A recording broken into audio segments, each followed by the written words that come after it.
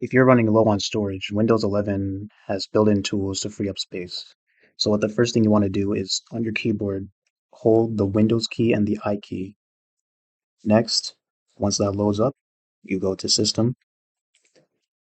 Once you go to System, you go to Storage. Then you go to Temporary Files. And once you see that, then you remove the files on here. I'll also include the recycle bin. You click Remove Files, and that will take away some storage. And once you do that, another way to do this, you can hold Windows and then R. Then once you do that, you type um, percentage. So you hold the shift and then the letter 5 on your keyboard and then type TEMP and then once again percentage. Then you go here, press enter.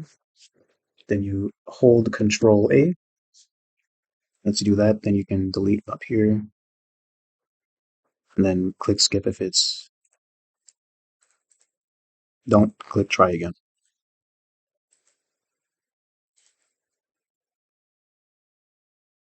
Okay, once that's done, you can also go to start, then type disk cleanup. Once you do that, click on disk cleanup.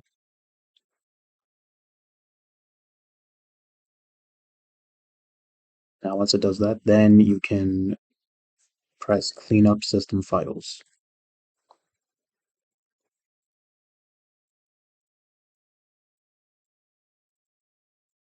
Storage is go into settings, then system, type settings.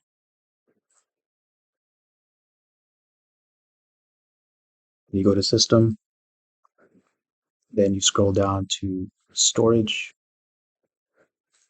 right here. Then you turn on storage sense. Then have these two checked off.